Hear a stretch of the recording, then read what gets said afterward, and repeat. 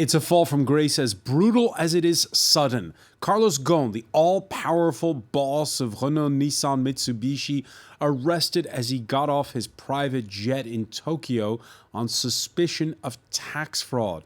The boss of the world's biggest audio alliance due to be out of a job before the end of the week, leaving a sometimes uneasy partnership hanging in the balance. Ghosn had forged for himself a unique role as the invaluable conduit between the French and the Japanese ever since he came to the rescue of Nissan nearly 2 decades ago when the Japanese maker was ailing. Now, the Japanese, owners of the UK's biggest car factory, by the way, at Sunderland, seems to have the stronger hand in what promises to be a battle royale to save that alliance. Already in presenting his excuses, the chief executive there vowing never again to let one single man wield so much power. Some here in French business circles wonder aloud if it's a bit of a boardroom coup that's brought about Ghosn's exposure to tax-dodging charges, while France's labor unions ask about the charges at hand. Remind everyone of a salary estimated at 12 million euros last year for the man who made a reputation as le cost killer.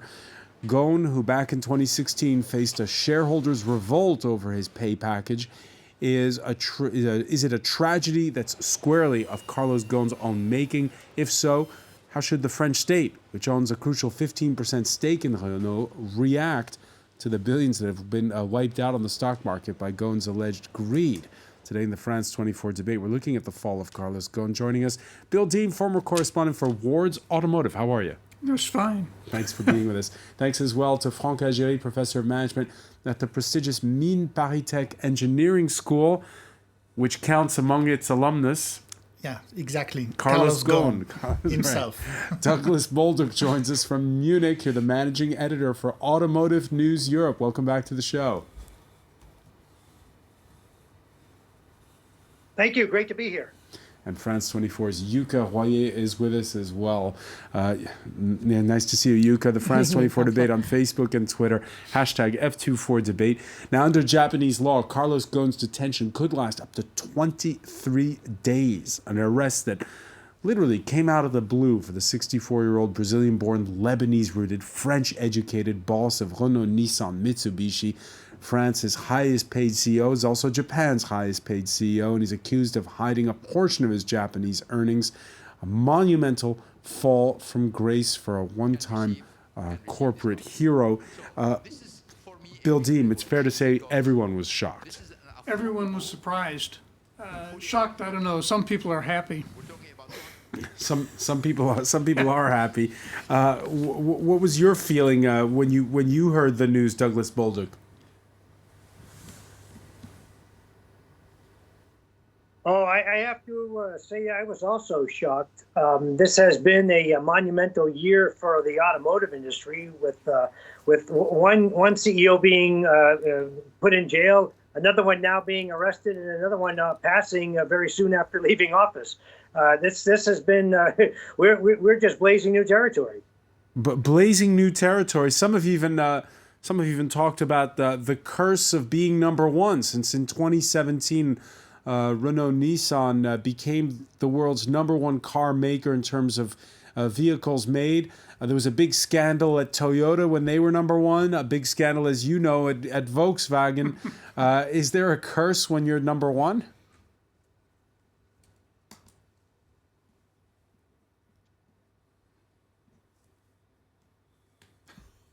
Well, it certainly seems to be a problem, because all of the companies that have risen to that height have had monumentally bad luck afterwards. In this case, at least you're dealing with Renault, Nissan, Mitsubishi, potentially just one person as the cause, rather than it being a diesel scandal like at Volkswagen, or a safety scandal like we saw at Toyota. So of the three companies, Renault, Nissan, Mitsubishi seems to be in the best position to avoid having long-term repercussions from this. All right. And as you say, just one person, Carlos Ghosn, whose saving of Nissan earned him his own manga cartoon book. Yuka Royer. And it's interesting. We're going to listen now to part of the drama that unfolded on Monday was this incredible press conference. The current chief executive, Hiroto Saikawa, who was a protege of Ghosn, but you wouldn't have guessed it, the way he turned on the boss during that late-night presser in Tokyo. I must say that we are talking about the dark side of the Ghosn era, which has lasted for many years. It is problematic that the head of Renault, which owns 43% of Nissan's shares, also led the Nissan group. Too much authority had been given to a single person. How are the Japanese reacting to the news? Well, it was surprising to see. First of all, that press conference lasted an hour and a half, and much of that time, Hiroto Saikawa devoted to telling people about the wrongdoings that the company discovered through the years of Carlos Ghosn. It's also quite a stark difference to usual corporate press conferences following a scandal that we see in Japan, where corporate executives of the company line up, bow their heads low. He didn't even once bow down. This Mr. Hiroto Saikawa, in a way, apologized, but he also presented it in such a way that Nissan, he made it clear that Nissan was the victim here as well. He admitted that Nissan had been cooperating with investigators. It was a whistleblower's report that sparked an internal investigation. A whistleblower's report that sparks an internal investigation, and there's two schools of thought. Is it the whistleblower that was... Who was the whistleblower? Who was the whistleblower? Who was the whistleblower? He didn't say. He specifically said that he couldn't tell. He couldn't give more details about the internal investigation itself. He at the same time that he said that this had been going on for years. And looking at media reports that came out after that press conference, I noticed that there were several that said that, well, this was nothing new. Rumors had been circulating inside Nissan that Carlos Ghosn was a greedy figure. That there were rumors that he was using. he had for some people, it wasn't surprising that he had been spending company assets for private use. The question is, though, why now? Then why come out with these findings?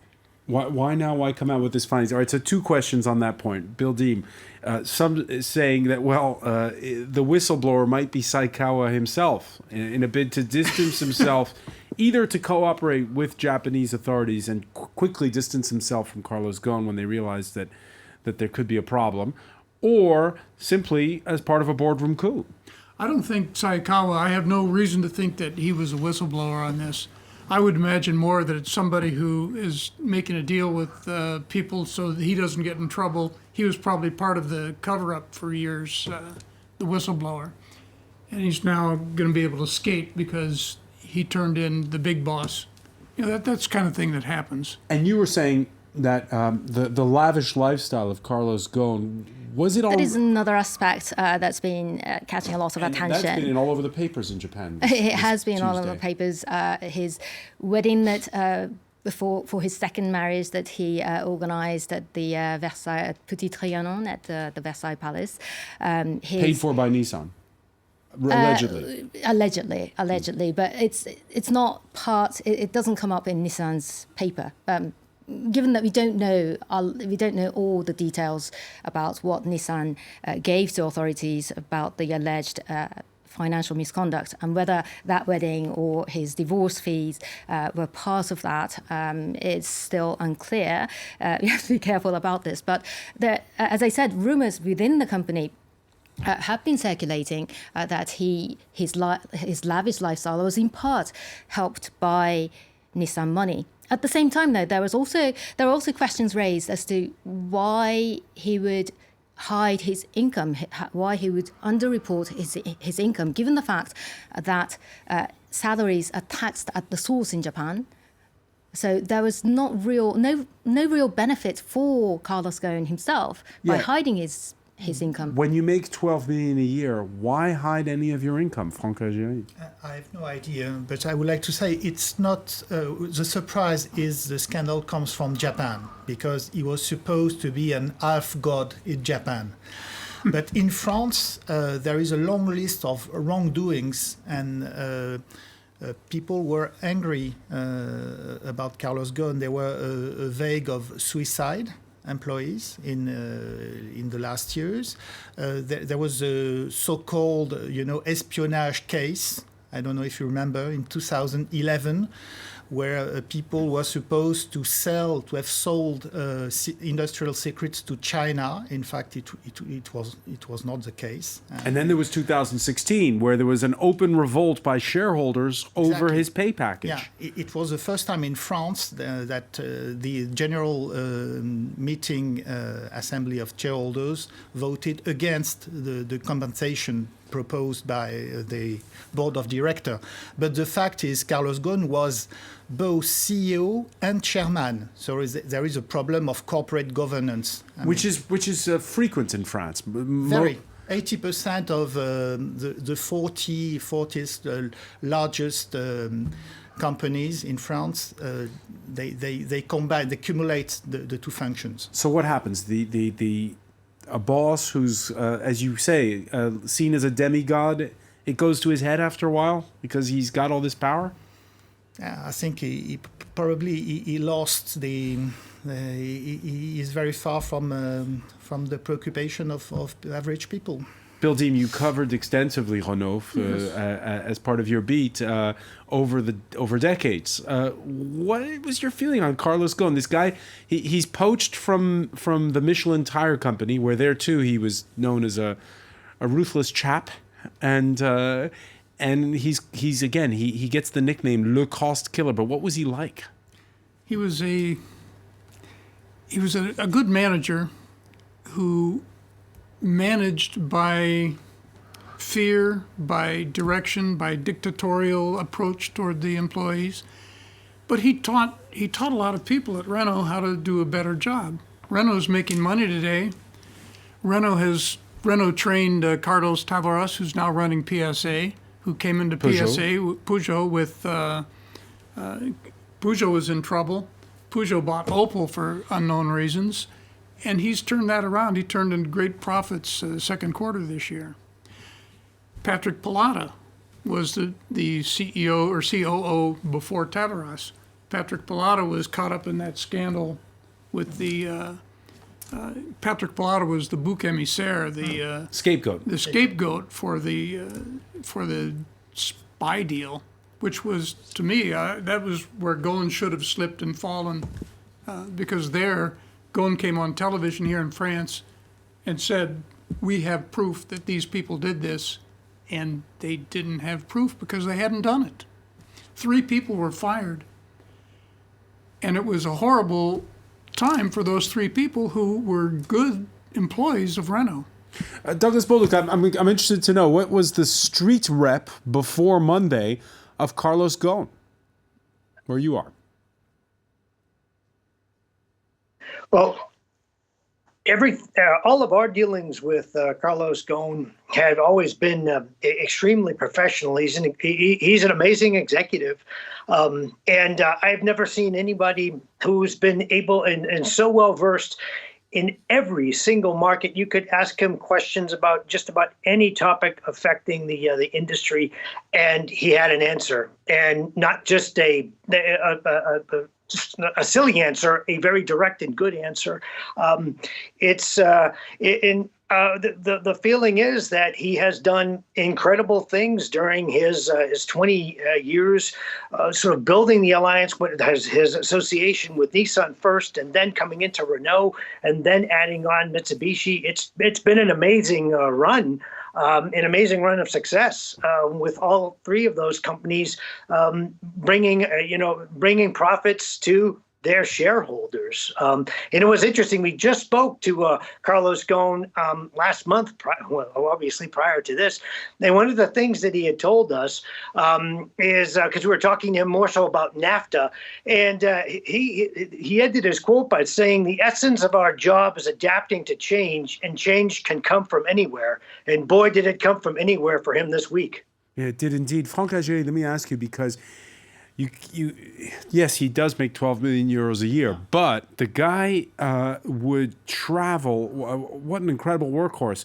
Traveling every month. 1 week he'd be in Japan, 1 week he'd be in France, 1 week he'd be, I don't know where, visiting some plant at the four corners of the earth.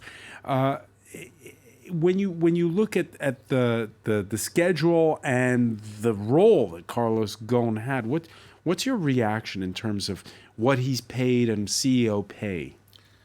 I mean, I think the amount of compensation is it's too much, and I think it's a problem for everybody in the world. I mean, if you take a big fund like BlackRock or the Norwegian Sovereign Wealth Fund, they are big shareholders, and they say CEOs are the compensations are too high. We need to introduce rules. The gap between the CEO compensation and the wages of employees was 1 to 20 in the US in the 60s.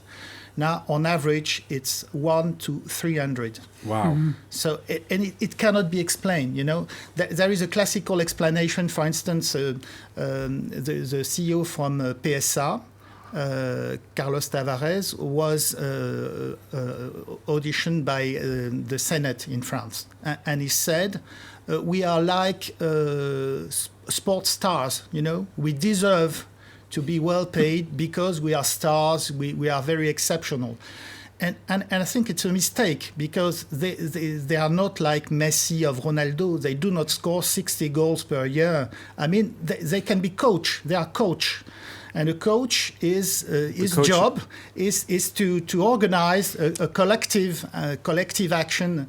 So there is no argumentation, no argument for. There's no argument for that. No. When we come back, we're going to take a look at how factory workers are dealing with it all. Stay with us. You're watching the France 24 debate.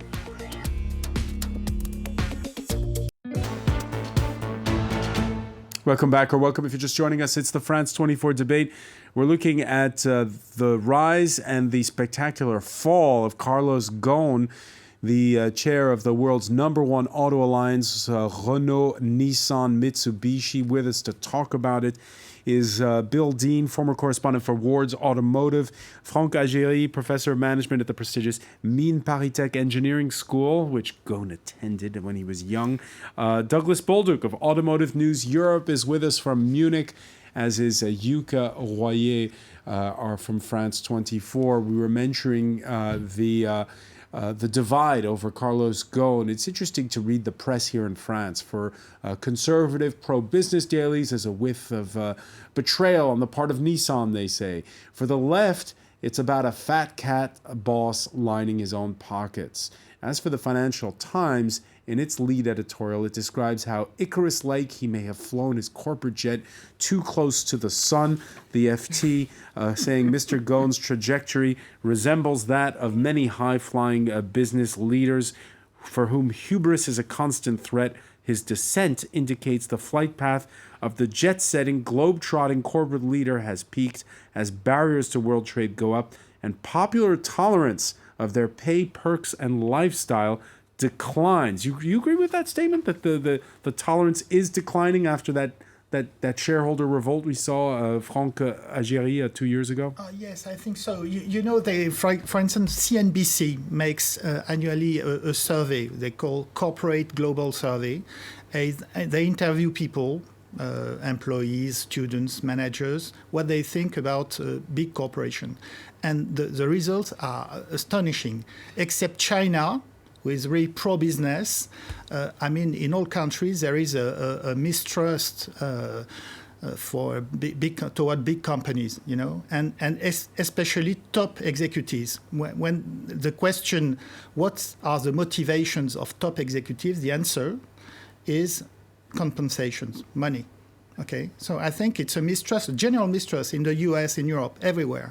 A mistrust, and the mistrust felt at the ground level here in France as partner station France 2 went to the largest factory that makes Renault and Nissan cars in the Paris area at Flins. Anxious employees outside their factory before their shift. A day after Carlos Ghosn was arrested, Renault is shaken and workers fear for their jobs. If there's no work, how are we to feed our families?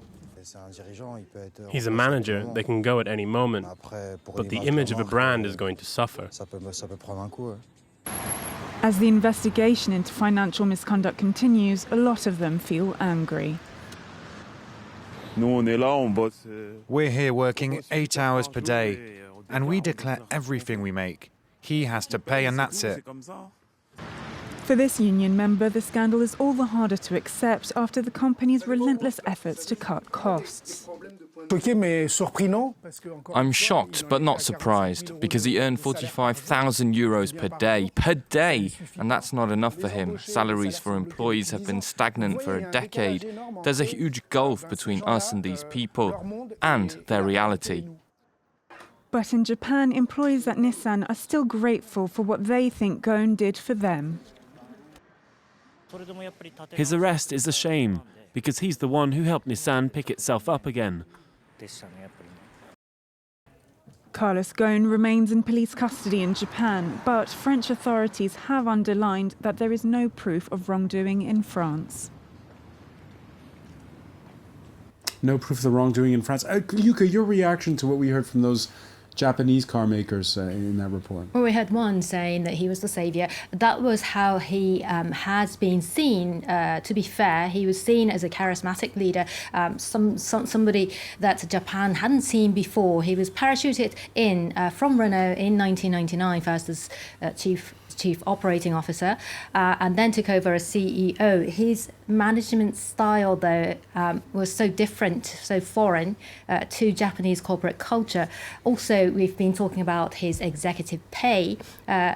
Japanese corporate executives aren't paid that much compared to other countries.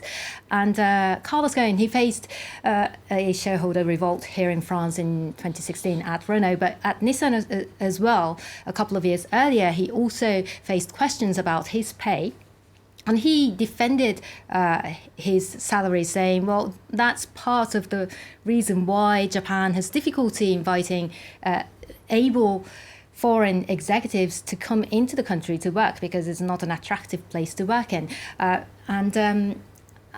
it also, there's speculation that it also might have been the reason why he underreported his income, because it just fared so badly with Japanese corporate culture. Right, it didn't mesh with the local culture, and that's another part of the problem, isn't it, Bill? Well, and this might go back to where the time he started hiding money. He didn't tell the Conseil d'Administration of Renault how much money he was making at Nissan until about 2010. Japan made new rules saying that compensation had to be announced. And then the Renault executives learned that he was making $8 million a year there, when his salary here was 1.2 million. And so suddenly rules changed in Japan. That's about the time that we're talking about when he was trying to hide some of the compensation he got in Japan. That would cover 8 years worth of fooling around. So the boss of Peugeot Citroën justifies his big pay because he says I'm like a football star, rock star, or rock star, whatever. In the case of Carlos Ghosn, he's got this unique alliance between two car makers. One is in France, the other is in Japan. The corporate headquarters, I think, are in the Netherlands, and so he's sort of the sole conduit between all of this. You know that the old saying by General de Gaulle that cemeteries are full of unreplaceable people. In this case, though, did Carlos Ghosn build a structure where he was the only guy who could run it? He did, and that saved him during the time of the false accusations against the three people. It saved him because the Renault administration knew that only because we had Nissan and the money coming from Nissan, Renault gets 43% of the Nissan profits. So France wanted to keep that. So France didn't get mad at Carlos Ghosn in spite of the fact that he had done a bad thing. Didn't get angry with him because he was keeping the alliance together.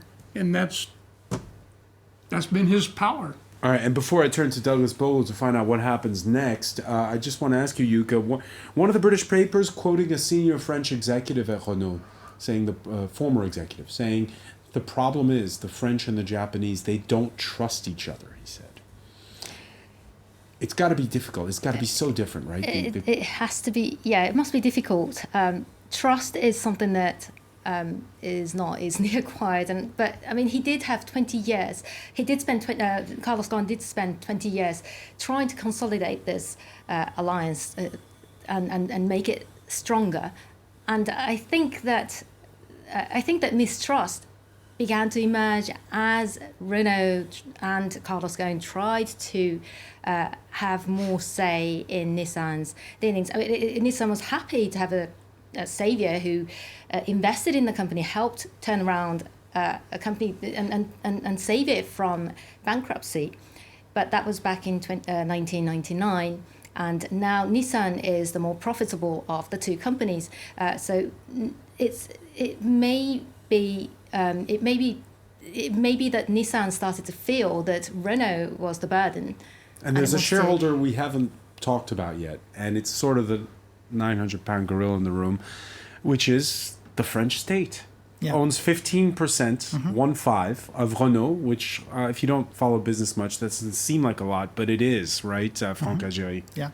So as a result, that gives them this veto power. It's a former nationalized, state-run company, Renault, and as a result, there's a lot of eyebrow raising when it comes to the French state having such an important say in companies like Air France and Renault. Yes, but they do not exercise their power so much because they wanted to preserve the alliance and the success of the alliance. That's why they did not really fight against Carlos Ghosn during the different crises. I think I don't know if you heard probably the statements of the Bruno Le Maire, the Ministry of Economy. He said Carlos Ghosn has to go because now he is a danger for the alliance. And we heard that. So the change have turned dramatically, and the surprise comes from Japan, because in France there were lots of criticisms, even from the MEDEF, which is a business union, the French Business Elite Association. Yeah, because Carlos Ghosn did not play the rules.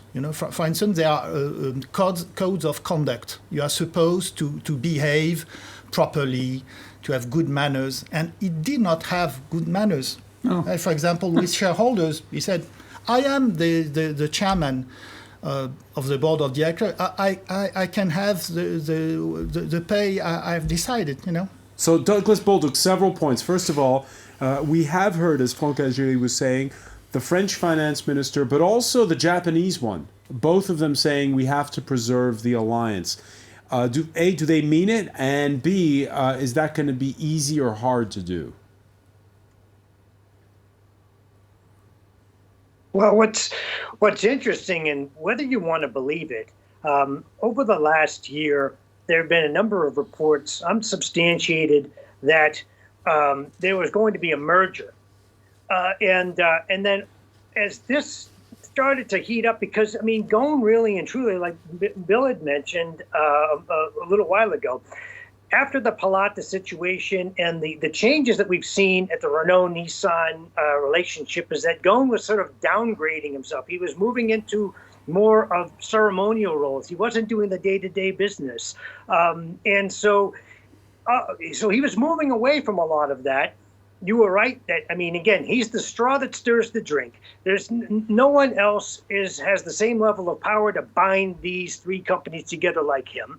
And so he should be paid basically whatever he wants, if you ask me.